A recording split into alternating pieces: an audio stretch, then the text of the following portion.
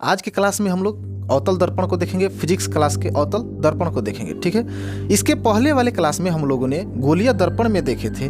गोलीय दर्पण में दो प्रकार के पढ़े थे हम लोग, एक उत्तल दर्पण और एक अवतल दर्पण को। तो देखिए इन दोनों दर्पणों को हम लोग अलग अलग क्लासों में करके अलग अलग टॉपिक करके देखेंगे, क्योंकि देखिए अवतल दर्पण में प्रतिबिंब का निर्माण करना, इनका उपयोग कहाँ कहाँ होता है, और उत्तल दर्पण में प्रतिबिंब का निर्माण करना, उनका उपयोग कहाँ कहाँ होता है, इन सबको मिलाकर के एक लॉन्ग वीडियो हो जाएगा। तो छोटे छोटे वीडियो में ही करके हम लोग देखेंगे, ठीक है। तो आइए इस क्लास में हम लोग देखते हैं कि अवतल दर्पण में जो है प्रतिबिंब का निर्माण किस तरह से होता है तथा इस दर्पण का उपयोग कहाँ कहाँ होता है। इस क्लास में इसी दो पॉइंट को कवर करेंगे कि अवतल दर्पण में प्रतिबिंब का निर्माण किस तरह से होता है और अवतल दर्पण का उपयोग किस तरह से होता है।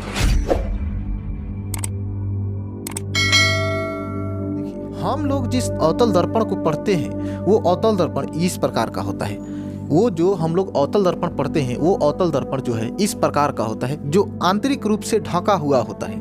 अब देखिए हम लोग इसका मात्र एक काट पढ़ते हैं, यानी कि इसका एक भाग पढ़ते हैं जिसको केवल इस तरह से हम लोग करके समझ लेते हैं और इसको बाहर से जो है कलई कर देते हैं, बाहर से जो है इसको पेंट कर देते हैं। लेकिन अगर इसी को देखा जाए तो देखिए यहाँ जो है ये आंतरिक भाग इसका परावर्तक सतह होता है। अक्सर वीडियो में आप सुनते होंगे कि परावर्तक सतह होता है, इधर से परावर्तन होता है, उधर से परावर्तन होता है। तो वो क्या होता है, ये आंतरिक भाग में ये सारे दर्पण लगे होते हैं, ये सब दर्पण लगे होते हैं। इसी दर्पण से जो है प्रकाश का क्या होता है, परावर्तन होता है। जबकि इसके बाहरी भाग को देखा जाएगा, इधर इसके बाहरी भाग को, इसके बाहरी भाग जो नहीं दिखाई दे रहा है, इसके बाहरी भाग से कलई किया रहता है, पेंट किया हुआ रहता है। तो ये होता है हम लोग का अवतल दर्पण। अब इस अवतल दर्पण में प्रतिबिंब का निर्माण किस तरह से होता है, इस अवतल दर्पण का उपयोग कहाँ कहाँ होता है, हम लोग इसको समझेंगे, ठीक है। तो आइए देखते हैं कि अवतल दर्पण का निर्माण किस तरह से होता है और कहाँ कहाँ होता है। तो देखिए अगर अवतल दर्पण में प्रतिबिंब का निर्माण की बात किया जाए तो अवतल दर्पण में बहुत सारे मुख्य आस्थाने होते हैं। अवतल दर्पण में बहुत सारे मुख्य मुख्य आस्थाने होते हैं। जैसे अगर कहा जाए तो देखिए ये अवतल दर्पण हो गया, ये हो गया कौन सा, अवतल दर्पण जो अभी हम लोगों ने पिछले थोड़ी देर पहले देखा था। तो ये हो जाएगा अवतल दर्पण। अब देखिए जब जिस दिन हम लोग गोलीय दर्पण पढ़ रहे थे उस गोलीय दर्पण में सारे मुख्य मुख्य बिंदुएं पॉइंट को देख लिए थे जो उत्तल दर्पण तथा अवतल दर्पण दोनों में पढ़ने थे। जैसे अब हम बात करें तो मान लीजिए कि इस अवतल दर्पण में 6 पॉइंट को मुख्य रूप से हम लोग को पढ़ना होता है। जैसे एक हो जाता है अनंत, जिसे इन्फिनाइट कहा जाता है, और दूसरा हो जाता है अनंत तथा वक्रता केंद्र के बीच। दूसरा क्या हो जाता है, दूसरा हो जाता है अनंत तथा वक्रता केंद्र के बीच। तीसरा हो जाता है वक्रता केंद्र। चौथा हो जाता है फोकस तथा वक्रता केंद्र के बीच। और पांचवा हो जाता है फोकस। और छठा हो जाता है फोकस तथा ध्रुव के बीच। अब देखिए ध्रुव भी हम लोग पढ़ सकते हैं, लेकिन ध्रुव से ना ही कोई प्रश्न पूछता है और ना ही आता है। अब देखिए लेकिन ध्रुव में जब हम लोग देखेंगे तो ध्रुव का ध्रुव पर ही बन जाता है प्रतिबिंब। कहने का मतलब है कि अवतल दर्पण में 7 स्थिति होती है, जिसमें से हम लोग 6 ही स्थिति को पढ़ते हैं। पहला क्या हो जाता है, इनफाइनाइट अनंत। दूसरा क्या हो जाता है, अनंत तथा वक्रता केंद्र के बीच। तीसरा क्या हो जाता है, वक्रता केंद्र। चौथा क्या होता है, वक्रता केंद्र तथा फोकस के बीच। पांचवा क्या होता है, फोकस। और फोकस तथा ध्रुव के बीच छठा हो जाता है, जबकि ध्रुव खुद 7वां नंबर पे आ जाता है, ठीक है। तो देखिए हम लोग अवतल दर्पण में जब प्रतिबिंब का निर्माण पढ़ेंगे तो मुख्य रूप से 6 स्थिति को पढ़ेंगे। कब, तो जब पहला स्थिति क्या होगा, जब वस्तु अगर अनंत पर हो तो उसका प्रतिबिंब अवतल दर्पण द्वारा किस तरह से बनेगा और कहाँ बनेगा। दूसरा कि अगर अनंत तथा वक्रता केंद्र के बीच आ जाए। देखिए पहला हम लोग क्या पढ़ेंगे, पहला जब वस्तु अनंत पर हो, जब वस्तु कहाँ हो, अनंत पर हो। दूसरा क्या पढ़ेंगे, तो दूसरा हम लोग को देखना है अनंत तथा वक्रता केंद्र के बीच। अब देखिए इन सब की नामकरण हम लोगों ने गोलीय दर्पण वाले वीडियो में सब कर लिए थे। इसका गोली अवतल दर्पण तथा उत्तल दर्पण से मुख्य जितने भी आधार है जिस पे अवतल दर्पण तथा उत्तल दर्पण को समझ सकते हैं वो सब आपको गोलीय दर्पण वाले वीडियो में मिल जाएगा। नहीं देखें तो जा करके प्ले लिस्ट में देख लीजिए, नहीं तो वीडियो के अंत में 4 बॉक्स करके दिखेगा, आप वहाँ से भी सीधे सीधे जा करके देख सकते हैं। तो देखिए अब इसमें हम लोग नामकरण नहीं करेंगे, बस इसमें केवल स्थिति को समझ लेंगे। तो देखिए दूसरा हम लोग क्या पढ़ना है, अनंत तथा वक्रता केंद्र के बीच अगर वस्तु हो तो इसका प्रतिबिंब कहाँ और कैसे बनता है। तीसरा स्थिति में हम लोग क्या पढ़ेंगे, तीसरा स्थिति में पढ़ेंगे जब वक्रता केंद्र पर वस्तु हो, जब वस्तु वक्रता केंद्र पर हो यानी कि सी पर हो तब वस्तु का प्रतिबिंब का निर्माण कैसे होता है और कहाँ होता है। और अगला हम लोग पढ़ेंगे जब वक्रता केंद्र तथा फोकस, जब वक्रता केंद्र तथा फोकस के बीच स्थित हो।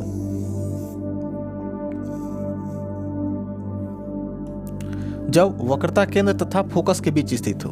पांचवा पॉइंट में हम लोग क्या पढ़ेंगे, जब वस्तु कहाँ हो, फोकस पर हो। जब वस्तु कहाँ हो, फोकस पर हो। और छठा पॉइंट में हम लोग क्या पढ़ेंगे, फोकस और ध्रुव के बीच जब कोई वस्तु हो तो उसका प्रतिबिंब निर्माण कहाँ और किस प्रकार होता है, फोकस और ध्रुव के बीच।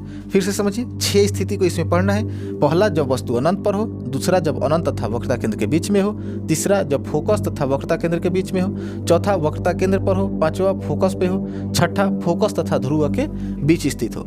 इन 6 स्थितियों पर स्थित वस्तुओं का हम लोग प्रतिबिंब का निर्माण करेंगे और देखेंगे कि अवतल दर्पण द्वारा प्रतिबिंब का निर्माण किस प्रकार से होता है। तो आइए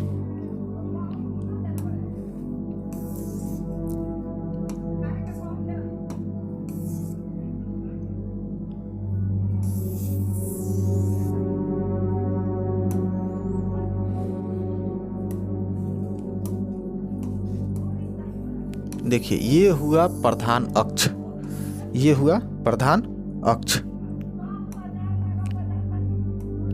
प्रधान अक्ष में एक होता है फोकस और दूसरा होता है वक्रता केंद्र।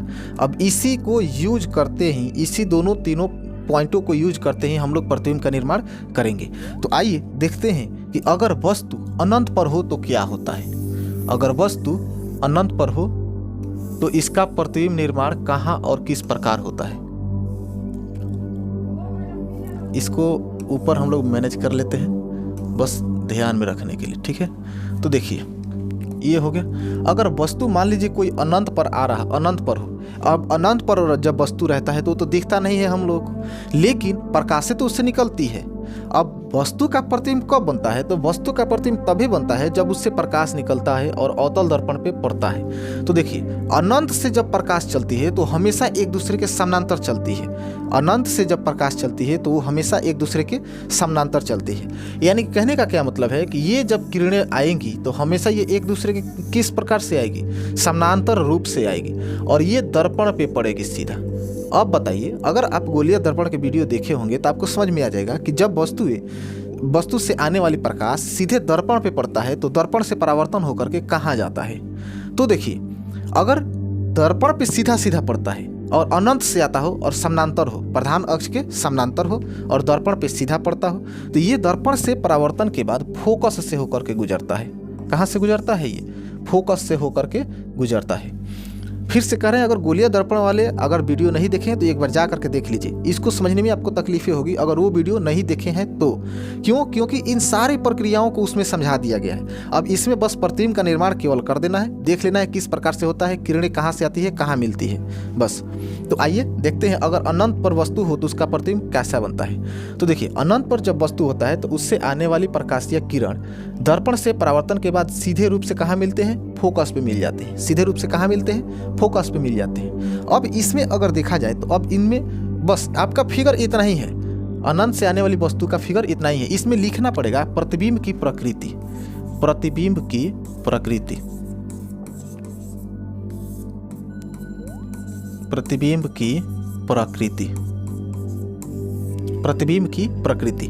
देखिए, एग्जाम में अगर इस तरह के प्रश्न आते हैं तो एग्जाम में ये ऐसे पूछेगा कि अगर अवतल दर्पण के अनंत पर वस्तु हो तो इसका प्रतिबिंब कहाँ और किस प्रकार का बनेगा, यानी कि प्रतिबिंब की प्रकृति बनावट को समझाएं। तो देखिए, उसमें आपको लिखना पड़ेगा, कुछ भाषाएं लिखना पड़ेगा कि अगर वस्तु अवतल दर्पण के अनंत पर हो तो उससे आने वाली प्रकाशीय किरण दर्पण से परावर्तन के बाद फोकस पे मिल जाती है। अब देखिए, ये किरणें वास्तविक रूप से मिलती है, ये किरणें वास्तविक रूप से मिलती है। अब वास्तविक और आभासी क्या होता है, इसको पहचानने के लिए आपको इसी में ध्यान देना होगा। तो देखिए, जहाँ किरणें सीधे रूप दिखाई दे, वास्तविक किरणें दिखाई दे, यानी कि वो किरणें वास्तविक रूप से बनी है। जबकि आभासी किरणों को बात किया जाए तो आभासी किरणों में जो होता है वो टूटी लाइन होता है, यानी कि एक टूटी हुई रेखा होती है। जैसे देखिए, अगर हम इसी को यहाँ से काट दें,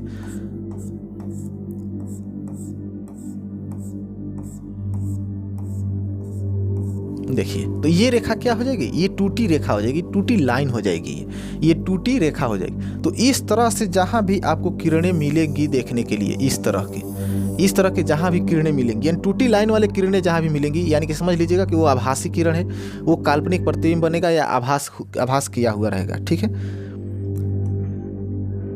तो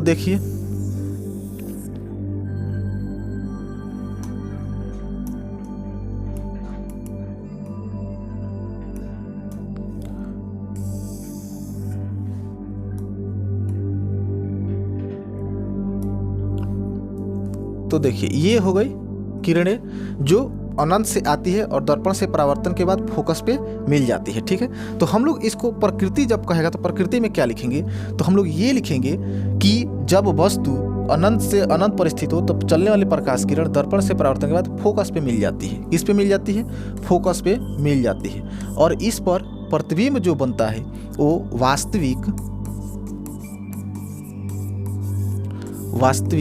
उल्टा तथा वस्तु के अपेक्षा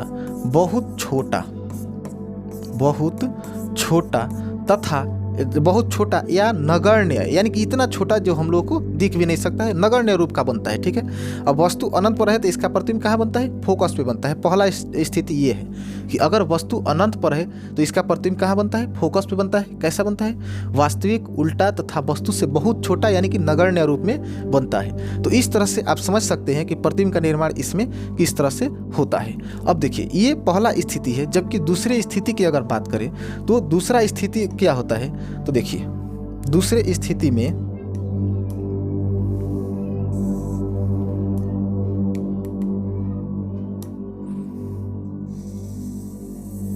ये हुआ अवतल दर्पण एक, और इस अवतल दर्पण के दूसरे स्थिति में हम लोगों को क्या पढ़ना है, तो देखिए यहां होता है ध्रुव,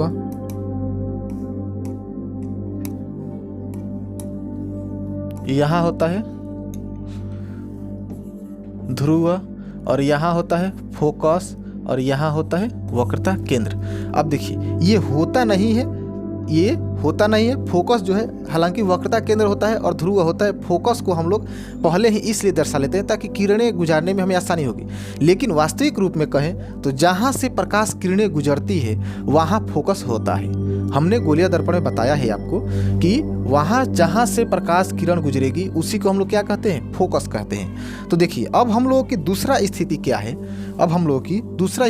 पहला जो था अनंत पर था, अगर वस्तु अनंत पर हो तो इसका प्रकृति प्रतिबिंब कैसा बनता है। लेकिन दूसरा स्थिति क्या है कि अगर वस्तु अनंत तथा वक्रता केंद्र के बीच में हो, दूसरा स्थिति क्या है कि अगर वस्तु अनंत तथा वक्रता केंद्र के बीच में हो तो कहाँ बनता है। तो देखिए अब देखिए एक इस बात को ध्यान में देते हैं। अब देखिए जैसे जैसे वस्तु को हम लोग दर्पण की तरफ लेकर जाएंगे ना, दर्पण से बनने वाली प्रतिबिंब जो है दर्पण से दूर होती जाएगी, यानी कि वस्तु को हम लोग इधर से इधर लेकर के आएंगे और प्रतिबिंब जो होगा ये प्रतिबिंब बनते इधर से इधर आ जाएगा।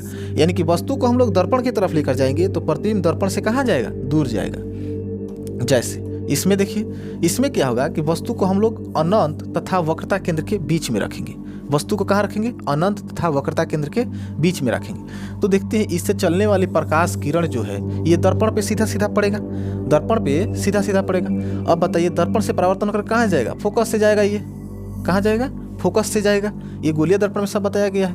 अब देखिए गोलीय दर्पण में प्रतिबिंब के निर्माण संबंधी हर एक सामान उसमें दे दिया गया है, आपको उसमें बता दिया गया है। अब देखिए इसमें 3 स्टेज अभी भी होता है, एक या तो फोकस से प्रकाश गुजरे, दूसरा ध्रुव से, नहीं तो वक्रता केंद्र से गुजरे।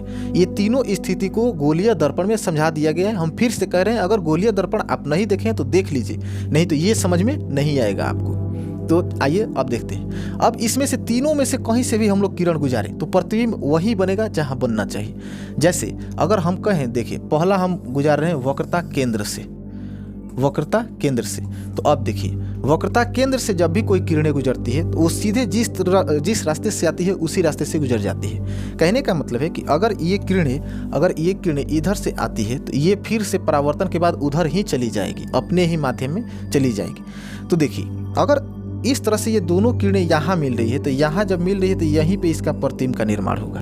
यहाँ मिल रही है, यानी कि वक्रता केंद्र और ध्रुव के बीच, तो यहीं पे इसका प्रतिबिंब का निर्माण होगा। इसका नामकरण कर देते हैं ए बी, और इसका ए डैश और बी डैश। ए डैश बी डैश मतलब ये वस्तु हो जाएगा और ये प्रतिबिंब हो जाएगा। अब देखिए, अब आप कहिएगा कि हमने वक्रता केंद्र से गुजारा है, अगर फोकस से गुजारे तो किस प्रकार से बनेगा। तो देखिए, अगर कोई किरण है जो जिसको फोकस से गुजार रहे हैं, फोकस से गुजार रहे हैं, तो आप ध्यान में दीजिएगा, हमने बताया होगा कि जब कोई किरणें फोकस से गुजारी जाती है तो वो प्रधान अक्ष के समानांतर गुजरता है। दर्पण से परावर्तन के बाद कहाँ गुजरता है? समानांतर प्रधान अक्ष की गुजरता है। क्यों? क्योंकि जब अनंत से समानांतर आती है तो फोकस से जाती है, तो सिंपल सी बात है, जब फोकस से आएगा तो वो भी दर्पण के समानांतर ही जाएगा। इस तरह से ये किरणें जो है ये इसी बिंदु पे आकर के ये मिलेगी। ये देखिए, ये फोकस से गई इधर और ये दर्पण से परावर्तन के बाद कहाँ लौट गई? इसी बिंदु से आके मिल गई, यानी कि ये भी किरणें यहीं पे मिल रही है। ये हुआ हमारा फोकस से गुजरी हुई प्रकाश किरणें। लेकिन अगर हम लोग इसको ध्रुव से अगर गुजारे तो क्या होगा? तो देखिए, अगर हम इस किरणों को ध्रुव से अगर हम लोग गुजारते हैं, ध्रुव से, तो देखिए हमने ये भी बताया है कि अगर ध्रुव से जब जाती है तो प्रधान अक्ष के नीचे से वो होकर के गुजरती है, समानांतर नहीं, प्रधान अक्ष के नीचे से होकर गुजरती है। क्यों? क्योंकि देखिए, अगर समानांतर चल देगी तो फिर परावर्तन का नियम लागू नहीं होगा, और परावर्तन का नियम कहता है कि जितने कोण से कोई किरण आती है उतने ही कोण से क्या होती है? वो परावर्तन भी होती है। तो अब देखिए, अब अगर एक बात करें इस किरणें की जो ध्रुव पे पड़ रही है, ये किरणें कहाँ से जाएगी? तो ये किरणें दर्पण प्रधान अक्ष के नीचे से जाएगी। ये किरणें कहाँ जाएगी? प्रधान अक्ष के नीचे से जाएगी सीधा सीधा। तो देखिए, ये किरणें यहीं पे आकर के मिली, यानी कि ये तीनों किरणें, ये जो तीनों चारों किरणें हैं, ये चारों के चारों किरणें कहाँ मिल रही है? यहाँ पे आकर के मिल रही है। इस तरह से प्रतिबिंब का निर्माण कहाँ होगा? यहीं पे होगा। आप किसी भी किरणों को लेकर के बनाइएगा, प्रतिबिंब का निर्माण वही होगा जहाँ होना चाहिए। चाहे आप वक्रता केंद्र से गुजारिए, फोकस से गुजारिए, ध्रुव से गुजारिए, लेकिन वही बनेगा जहाँ उसको बनना है। ठीक है, तो आई होप आपको समझ में आ गया होगा। अब देख लेते हैं इसका प्रतिबिंब का निर्माण।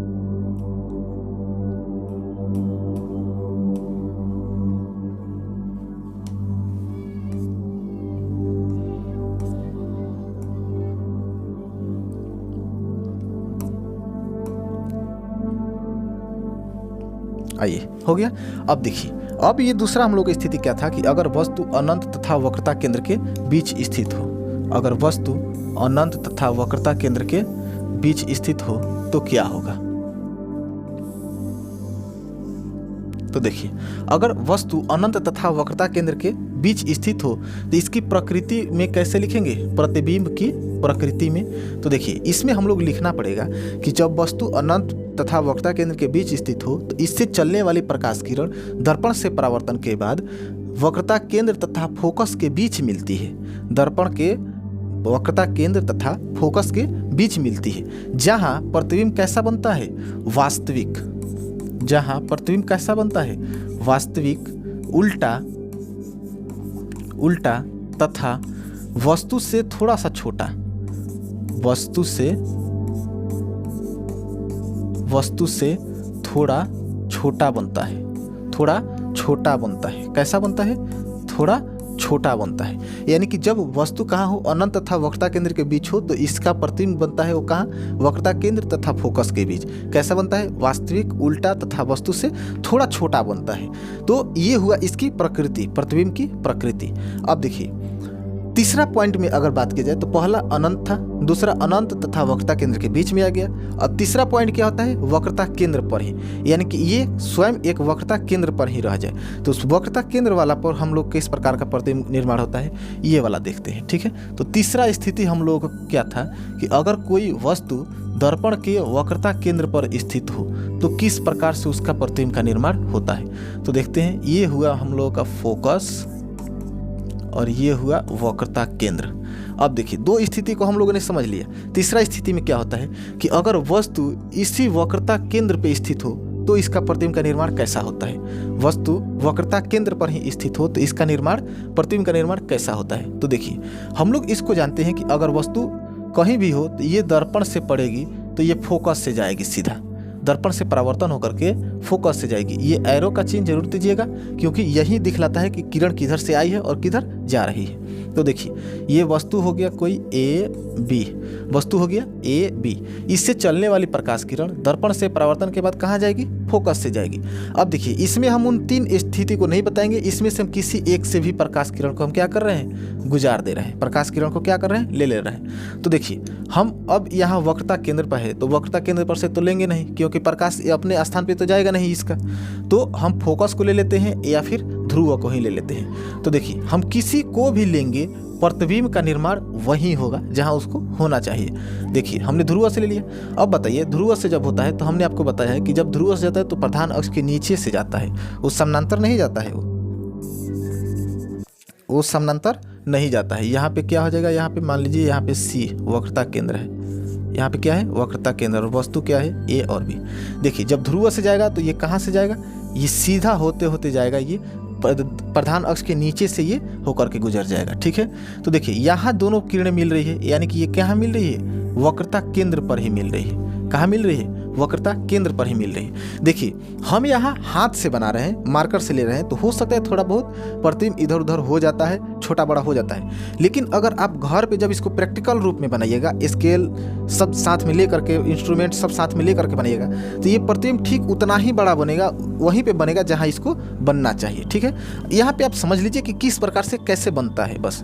तो देखिए ये वस्तु हुआ जिससे चलने वाली प्रकाश किरण दर्पण से परावर्तन के बाद एक फोकस से गुजरी, और दूसरा ध्रुव से गुजरने के बाद वो कहाँ मिली? प्रधान अक्ष के नीचे मिली। दोनों किरणें जहाँ मिलती है वहीं पे प्रतिबिंब का निर्माण होता है। तो देखिए हम इसको लिख सकते हैं क्या चीज़? तो ए डैश और बी डैश। अब देखिए ये प्रतिबिंब कहाँ बना? वक्रता केंद्र पर ही बना। कहाँ बना? वक्रता केंद्र पर ही बना। इस तरह से हम लोग कह सकते हैं कि वस्तु जब वक्रता केंद्र पर हो तो इसका प्रतिबिंब वक्रता केंद्र पर ही बनता है और वस्तु के बराबर बनता है।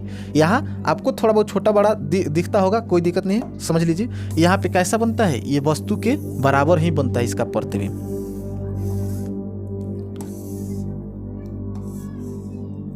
ये कैसा बनता है?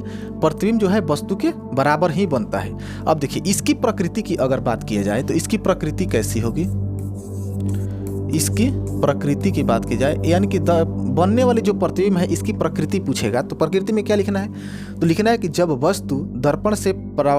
वस्तु से चलने वाली प्रकाश किरण दर्पण से परावर्तन होते हैं और वो दोनों कहाँ मिलते हैं? वक्रता केंद्र पर ही मिल जाते हैं। तो इस तरह से ये दोनों दर्पण के प्रधान अक्ष के नीचे मिलते हैं, जहां प्रतिबिंब वक्रता केंद्र पर ही बनता है, और ये प्रतिबिंब वास्तविक, उल्टा तथा वस्तु के बराबर होता है। फिर से समझिए, पहला प्रतिबिंब बना था फोकस पे जो कि बहुत छोटा बना था, दूसरा प्रतिबिंब बना था वक्रता केंद्र तथा फोकस के बीच जो कि थोड़ा सा बड़ा बना था।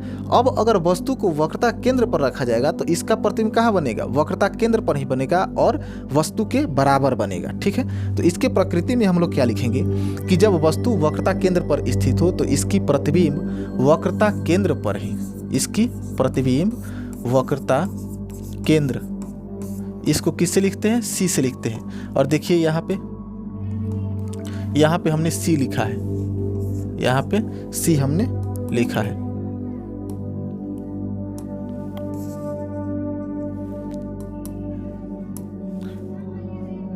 यहाँ पे क्या है? सी है, और ये कौन सा है? फोकस है।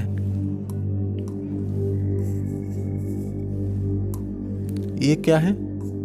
फोकस है। ये बिंदु फोकस है और ये हो जाएगा आपका ध्रुव।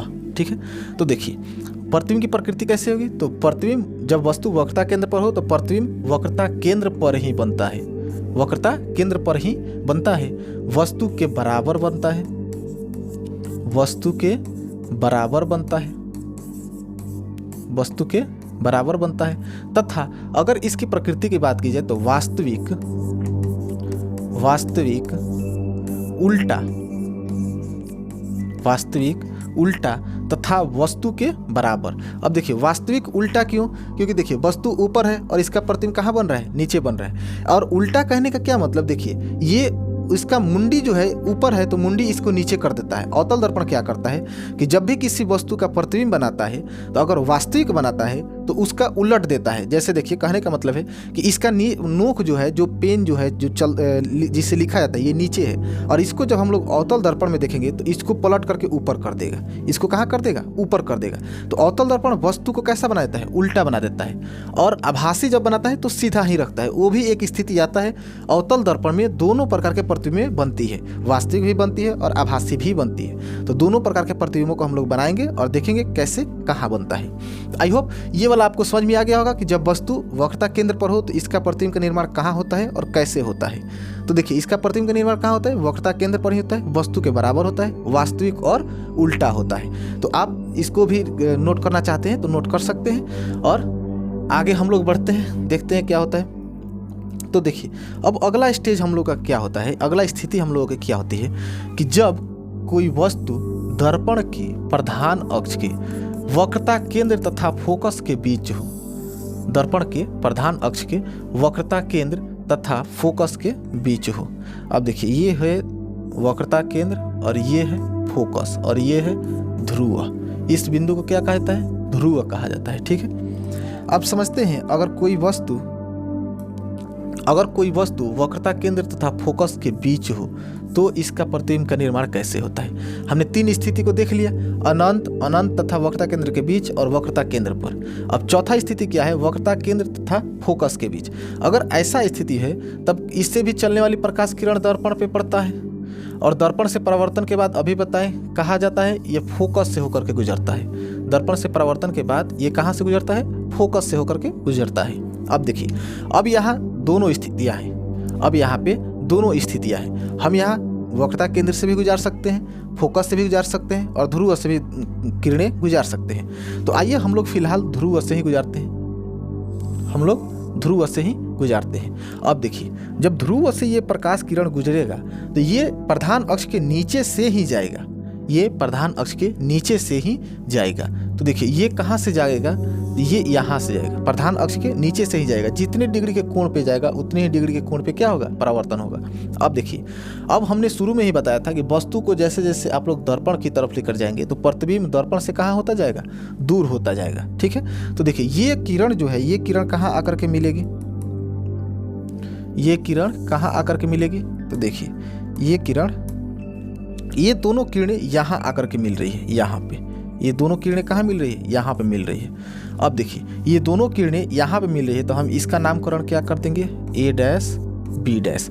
आप जब इंस्ट्रूमेंट से बनाएंगे तो बिल्कुल वहीं पे प्रतिबिंब बनेगा जहाँ पे हम बता रहे हैं या जहाँ पे इसको बनना चाहिए। ठीक है, हम पेन से ले रहे हैं तो थोड़ा बहुत आगे पीछे हो सकता है, आप समझ सकते हैं। तो देखिए, अगर वस्तु को वक्रता केंद्र तथा फोकस के बीच रखा जाएगा तो इससे चलने वाली प्रकाश किरण अनंत तथा वक्रता केंद्र के बीच में मिलेंगे, जहां प्रतिबिंब कैसा बनेगा? वास्तविक बनेगा, उल्टा बनेगा तथा वस्तु की अपेक्षा बड़ा साइज का बनेगा।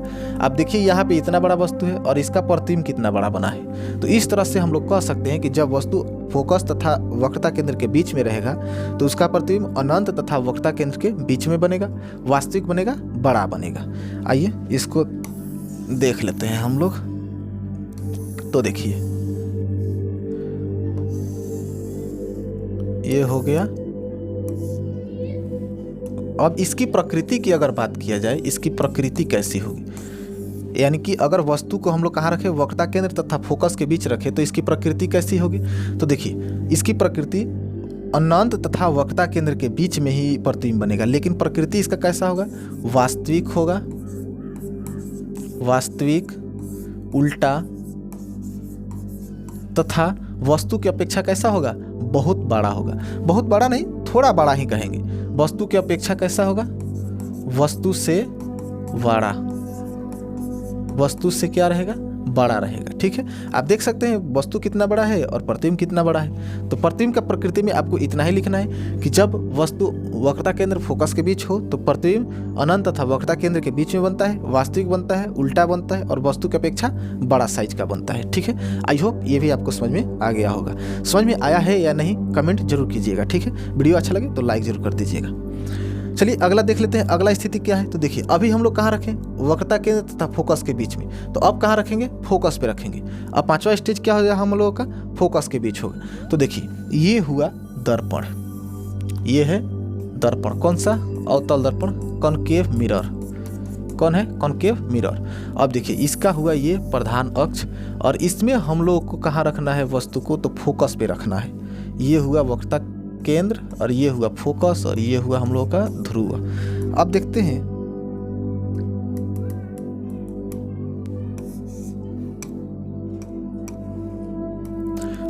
वस्तु को हम लोग कहाँ रखना है, फोकस पे रखना है। ठीक है, वस्तु को कहाँ रखना है, फोकस पे रखना है। वस्तु को कहाँ रखना है, फोकस पे रखना है। तो चलिए वस्तु को फोकस पे रख दिए। अब इसका प्रतिबिंब का निर्माण करते हैं, डिजाइन करते हैं कैसे क्या होता है। तो देखिए पहला जो प्रकाश किरण हम लोग गुजारेंगे, ये पहला जो प्रकाश किरण रहेगा ये दर्पण के परावर्तक सतह से गुजरेगा। इसका नामकरण क्या हो जाएगा, ए और बी हो जाएगा। ठीक है, ए और बी। अब देखिए इधर रख देते हैं, इसको इधर रख देते हैं। अब देखिए ये प्रकाश जो है दर्पण से परावर्तन के बाद ये कहाँ जाएगा, तो फोकस से ही होकर के गुजरेगा। ये कहाँ जाएगा, फोकस से ही होकर के गुजरेगा ये। ठीक है, कहाँ जाएगा, फोकस से होकर के गुजरेगा। ठीक है, ये प्रकाश किरण दर्पण से जब भी परावर्तन होगा तो फोकस से गुजरेगा। अब देखिए दूसरा स्टेज हम लोग ये भी ले सकते हैं कि अगर हम लोग वक्रता केंद्र से गुजारे अथवा ध्रुव से गुजारे, फोकस से तो एक किरण जा चुकी है ऑलरेडी, अब इसको भी यहीं पे गुजारेंगे तो फिर वहीं पे जाएगी, उसी रास्ते से होकर के जाएगी। इसलिए हम इसको किसी डिफरेंट किरण को लेते हैं, नहीं तो ध्रुव से लेते हैं, नहीं तो वक्रता केंद्र से लेते हैं। आपकी जिसकी इच्छा करे उसको ले सकते हैं, कोई दिक्कत नहीं है। ठीक है, चलिए हम वक्रता केंद्र को ही ले लेते हैं। अब देखते हैं ये हुआ वक्रता केंद्र से जो किरणें जा रही है। तो देखिए ये जब प्रकाश किरणें हैं, ये प्रकाश किरणें जब वक्रता केंद्र से होकर के गुजरेगी तो ये दर्पण से जाएगी, दर्पण से परावर्तन होकर के कहाँ जाएगी, वक्रता केंद्र से होकर के जाएगी। तो देखिए ये किरणें जिस रास्ते से जाती है सब, वो किरणें क्या हो जाती है सब, पुनः उसी रास्ते से क्या होती है सब, लौट जाती है सब, उसी रास्ते से क्या होती है सब, लौट जाती है सब। तो आप इस तरह से इसको देख सकते हैं। ये देखिए, लेकिन इसमें अगर आप ध्यान में दीजिएगा तो ये किरणें थोड़ा बहुत दूरी को एक दूसरे के नज़दीक कर रही है। इस तरह से ये किरणें जो है काफ़ी लंबा दूरी तय करेगी और आगे जाकर के कहाँ बनेगी, अनंत पे बनेगी। आगे जाकर के कहाँ बनेगी, अनंत पे बनेगी। आप अगर गौर कीजिएगा इसको, अगर आप गौर कीजिएगा तो देखिए ये दोनों किरणें लगभग एक दूसरे के क्या है, समानांतर है। हालांकि समानांतर नहीं है, इनकी बीच की दूरी थोड़ा थोड़ा कम होते जा रहा है और ये आगे जाकर के अनंत पे मिलेगी। यानी अनंत का मतलब क्या हुआ कि इसके फोकस वक्रता केंद्र से बाहर जाकर के अनंत पे कहीं मिलेगी, लेकिन मिलेगी जरूर। इस तरह से हम लोग इसकी प्रकृति की अगर बात करेंगे तो इसकी प्रकृति की बात किस तरह से होगा, देखिए ये हुआ दर्पण। अब देखिए इसकी अगर प्रकृति की बात किया जाए, इसकी अगर प्रकृति की बात किया जाए तो आप खुद देखिए इसकी प्रकृति कैसी होगी। किरणें वास्तविक है, प्रतिबिंब वास्तविक ही बनेगा। जब वास्तविक है तो उल्टा बनेगा। अब देखिए वस्तु को कहाँ रखा गया है, फोकस पे, और बन कहाँ रहा है, अनंत पे। अगर आप ध्यान दिए होंगे तो हमने शुरू से ही बताया था कि वस्तु को जैसे जैसे इधर लेंगे प्रतिबिंब का निर्माण भी कैसे कैसे होगा, आगे भी बढ़ता जाएगा। तो देखिए अब अगर इसको अगर हम कहें तो इसको ऐसे कह सकते हैं कि जब वस्तु फोकस पे स्थित होता है तो इसका प्रतिबिंब का निर्माण जो होता है ये अनंत पर होता है, वास्तविक होता है, उल्टा तथा वस्तु की अपेक्षा बहुत बड़ा होता है। क्यों? क्योंकि वस्तु यहाँ है तो आगे जाकर के कितना बड़ा प्रतिबिंब बनेगा उसका कल्पना तो नहीं किया जा सकता है। तो कितना बड़ा बनेगा, बहुत बड़ा बनेगा। तो बस इसी बात को हम लोगों को प्रकृति में लिख देना है कि जब वस्तु फोकस पर हो, जब वस्तु फोकस पर हो तो इसका प्रतिबिंब कहाँ बनता है, अनंत पर बनता है। कहाँ बनता है, अनंत पर,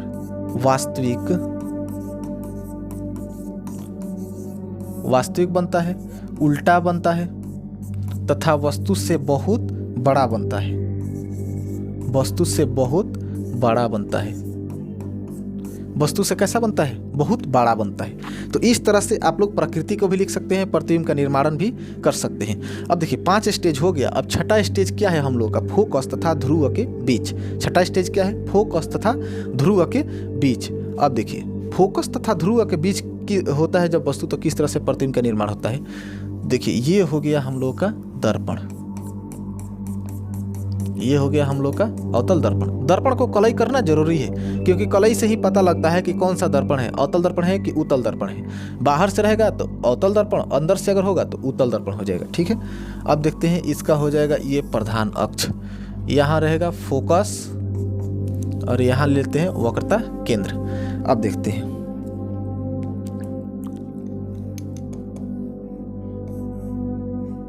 अब देखिए हमको वस्तु को कहाँ रखना है। 5 स्टेज हो गया, अनंत और ये वक्रता केंद्र फोकस के बीच और फोकस, 5 स्टेज हो गए। छठा स्टेज में क्या कहता है कि अगर वस्तु फोकस तथा ध्रुव के बीच स्थित हो, वस्तु कहाँ हो, फोकस तथा ध्रुव के बीच, इस बिंदु को क्या कहता है, ध्रुव कहा जाता है। ठीक है, तो इस बिंदु को ध्रुव, इसे फोकस और इसे वक्रता केंद्र कहा जाता है। तो देखिए अगर फोकस तथा ध्रुव के बीच में कोई वस्तु रहता है तो इसका प्रतिबिंब का निर्माण कैसे होता है और इस प्रतिबिंब की प्रकृति कैसी होती है। तो देखिए अब इससे जो भी प्रकाश चलेगा, ये तो दर्पण से जाएगा एक, और दर्पण से हमेशा प्रकाश का परावर्तन होकर के फोकस से गुजरता है। तो ये कहाँ से जाएगा, ये फोकस से होकर के जाएगा। कहाँ से जाएगा, ये फोकस से होकर के जाएगा। तो पहला किरण ये हुआ। अब देखिए दूसरा किरण हम लोग या तो वक्रता केंद्र से गुजार सकते हैं या फिर ध्रुव से गुजार सकते हैं, आपकी इच्छा, जिससे मन करे उससे गुजारिए, प्रतिबिंब का वहीं पर बनना है जहाँ पे बनेगा। तो देखिए हम इसको क्या कर रहे हैं, ध्रुव से गुजार दे रहे हैं। इसको हम क्या कर रहे हैं, एक किरण हम कहाँ से, ध्रुव से गुजार दे रहे हैं।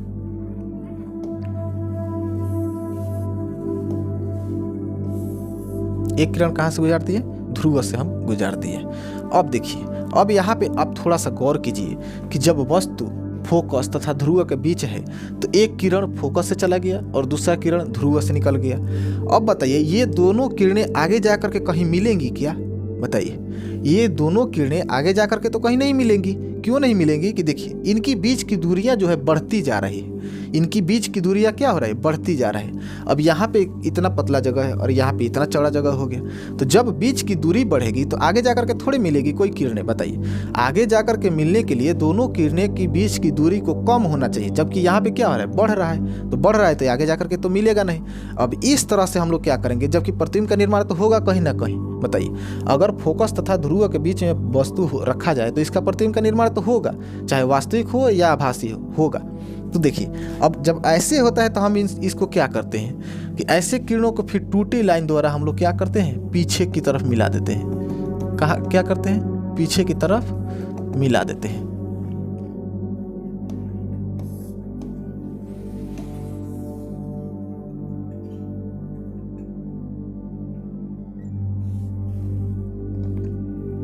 देखते हैं अब क्या करते हैं कि जब ऐसी किरणें होती है तो इन सबको हम लोग क्या करते हैं, टूटी लाइन द्वारा पीछे की तरफ हम लोग बढ़ा करके मिला देते हैं। और जब ये किरणों को पीछे मिलाया जाता है तो वस्तु की अपेक्षा देखा जाता है तो बहुत बड़ा प्रतिबिंब का निर्माण होता है। वस्तु का निर्माण कैसा होता है, बहुत बड़ा प्रतिबिंब का निर्माण होता है। तो देखिए ये हो जाएगा प्रतिबिंब और ये हो गया हम लोग का वस्तु, ए डैश और बी डैश, ये हो जाएगा वस्तु। अब देखिए वस्तु कितनी छोटी, प्रतिबिंब कितना बड़ा, देख सकते हैं यहाँ पे। तो इसकी प्रकृति को जब हम लोग लिखेंगे तो क्या कहेंगे कि जब वस्तु फोकस तथा ध्रुव के बीच में स्थित रहता है तो इसकी प्रतिबिंब का जो निर्माण होता है ये दर्पण से परावर्तन के बाद, इसका नामकरण कर देते हैं ए और बी।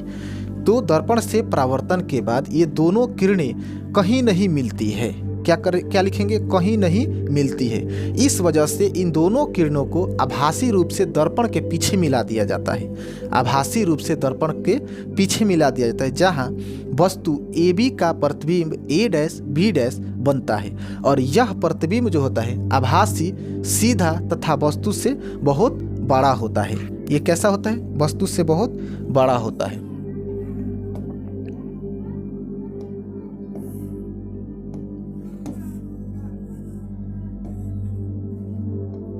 देखिए ये क्या होगा, ए और बी। अब देखिए इस स्थिति को हम लोग समझेंगे आगे, जब अवतल दर्पण का उपयोग पढ़ेंगे तो इस स्थिति को हम लोग समझने के लिए मिलेगा।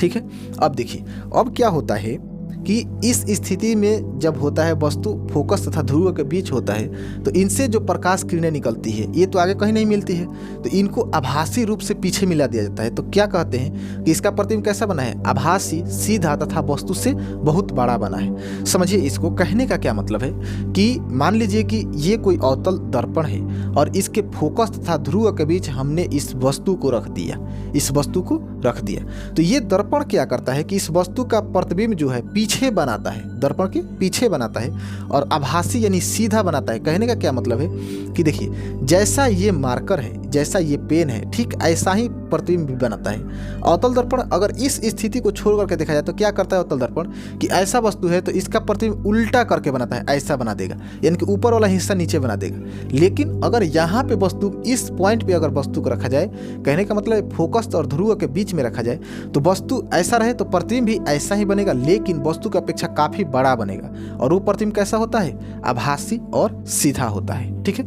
आई होप ये सारी प्रक्रियाएं आपको समझ में आ गई होगी। तो देखिए अब इसको प्रकृति कहेगा या इस प्रतिबिंब के बारे में वर्णन करने के लिए कहेगा तो कैसे लिखना है? तो लिखना पड़ेगा कि जब वस्तु अवतल दर्पण के फोकस तथा ध्रुव के बीच होती है तो इनसे आने वाली प्रकाश किरणें दर्पण से परावर्तन के बाद आगे कहीं नहीं मिलती है, इसलिए इन किरणों को आभासी रूप से पीछे मिला दिया जाता है, आभासी रूप से पीछे मिला दिया जाता है। जहां वस्तु के प्रतिबिंब का निर्माण कैसा होता है?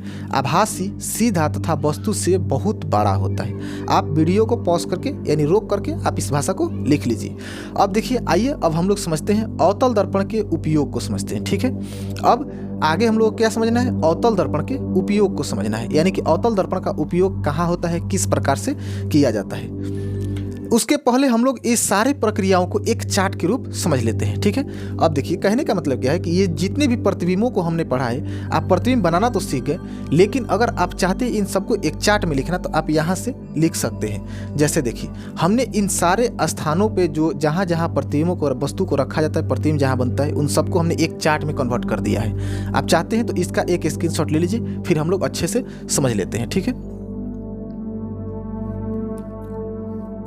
आइए अब देखते हैं कि अगर हम लोग इसको किस प्रकार से समझते हैं। तो देखिए हमारे कहने का क्या मतलब है कि हम लोग 6 स्थिति को पढ़े थे। एक पहला स्थिति क्या था कि अगर वस्तु कहाँ है, देखिए हमने लिखा है यहाँ पे, ये है वस्तु की स्थिति, यानी कि इन जगहों पे वस्तु को रखना है। और प्रतिबिंब की स्थिति क्या है, यानी कि वस्तु को हम लोग यहाँ रखेंगे तो प्रतिबिंब यहाँ बनेगा। और प्रतिबिंब की प्रकृति है ये, वास्तविक होगा, उल्टा होगा, आभासी होगा, सीधा होगा, कैसा होगा, सब इसमें हम लोग को देखना है। तो देखिए पहला स्टेज क्या था कि जब वस्तु अनंत पर रहे तो ये कहाँ बनता है? जब वस्तु अनंत पर रहे तो ये कहाँ बनता है? ये फोकस पे बनता है। कहाँ बनता है? फोकस पे बनता है। पहला स्थिति है ये, पहला स्थिति में हम बताए भी थे। और ये कैसा बनता है?